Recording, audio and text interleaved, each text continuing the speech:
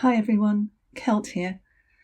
Well, the whole past few days, the series of their last engagements has been, I think you could sum it up and say that Meghan was trying too hard and her smile got bigger and bigger and bigger until in the end it was almost blinding us. She was definitely trying to make a statement at all of these meetings. I think first the turquoise outfit and then the bright red. I haven't talked about that evening at the Royal Albert Hall, and I think she should have worn something totally different from red because I don't think it went with Harry. I think it just made her look like the Spanish Inquisition or something like that, something very cardinal related, I think. And Harry was looking very much in the car as though he'd been smacked in the face. People were saying that he had a black eye, which was since cleaned up in the public photos. Others are saying that he had been crying a lot, and that's why his eyes were puffy. Also, people are saying that Meghan has no control over her behaviour. She's trying so hard to smile and appear to be happy because she actually isn't.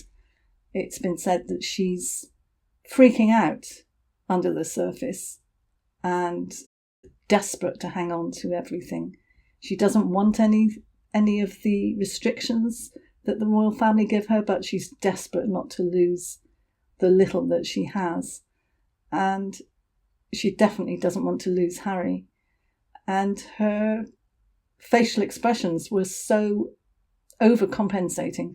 She was overacting almost all the time, looking as if she, 1 minute she looked as if she was imitating Catherine with her facial expressions, with the way she was moving her mouth. I could see Catherine's expression there, and even Princess Diana's expression there. And a lot of people have said that she really tries to copy them both.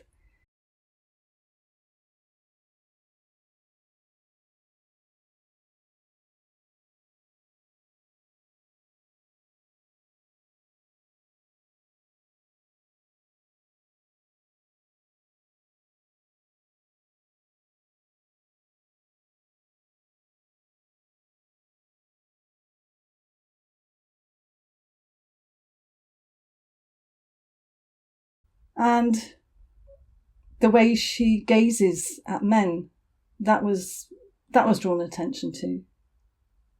People, her fans, saying how the look that she always gives Harry, that wonderful in love look, and the look at the wedding, she's been seen giving that same look to other men.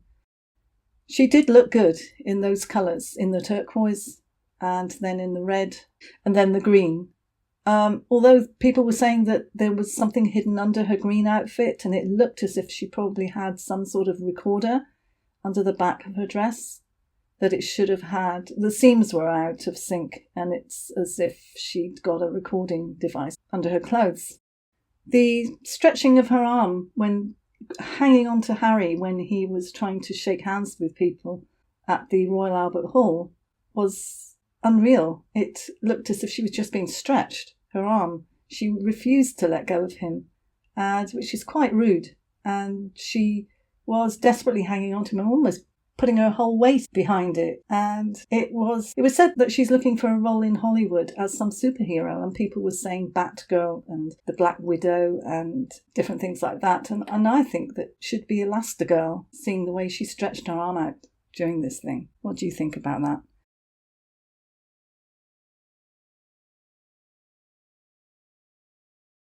Harry was definitely looking very emotional and very depressed and quite angry. Then at the remembrance service, at the very last minute, Harry and Meghan threw a tantrum, allegedly, about not being able to walk behind the Queen as usual. And this apparently upset the Queen.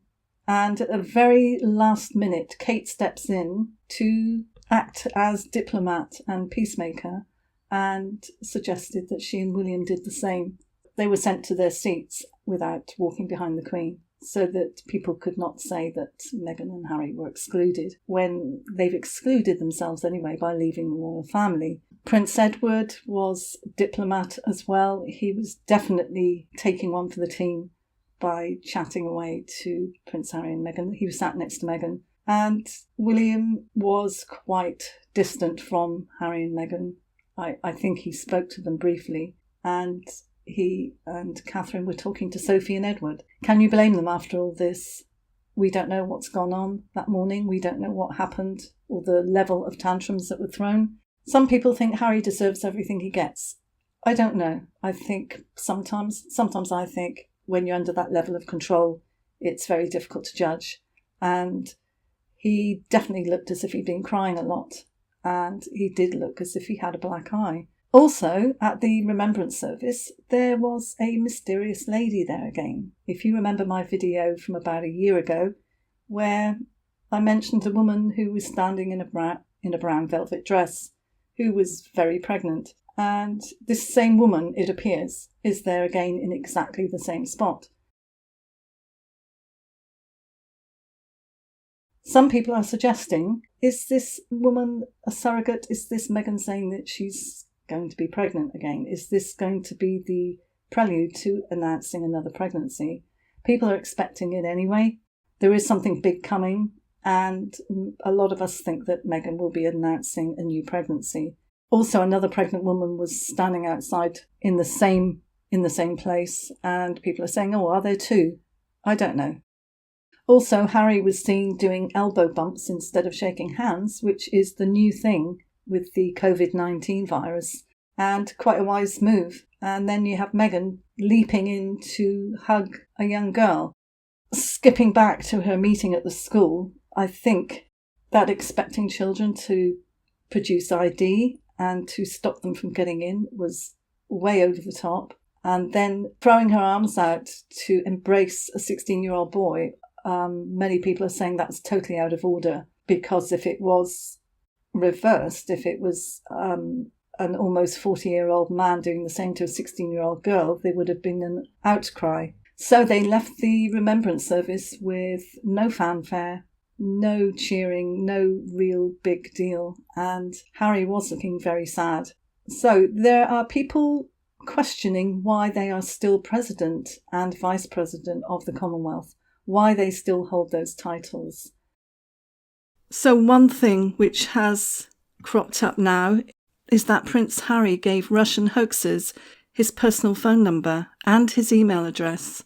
So which just proves how slack security is, or it could be that he has done this intentionally to make it seem like a hoax, to get his opinion out there for everyone, because he's not going to be able to make a speech about his true feelings about his family and about President Trump.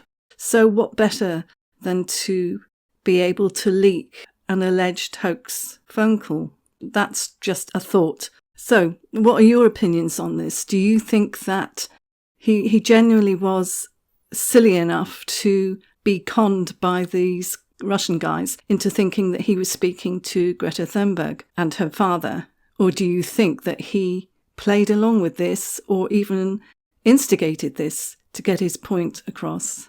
Is he trying to be so normal that he's happy to give his phone number and email address to people? Having lived as a royal all his life, he really doesn't seem to have a clue as to how to live like a normal person. Does he really think that people give away their phone numbers to anybody? Also, it's now saying that Catherine has cried about Harry and Meghan leaving. I think she might have cried with relief, maybe. She would be sad about Harry. And now, one paper is saying Meghan and Prince Harry want to feel respected and heard. Is this the last we've heard of them, or do you think that there will be a lot more? For a lot of interviews and a lot of them voicing their opinions, I don't think things are going to die down with them. I think they're going to be in the news even more. Apparently, these Russian guys have said that they've got the phone call was an hour long, and Harry said a lot more, and it's going to be leaked out. I'm pretty sure Harry is fully aware of this and more than happy for this stuff to be leaked out. Again, let me have your thoughts and I'll see you in the next one. Bye. Please subscribe. Ding my bell for more alerts when I post new videos. Like if you liked it and share. Thanks.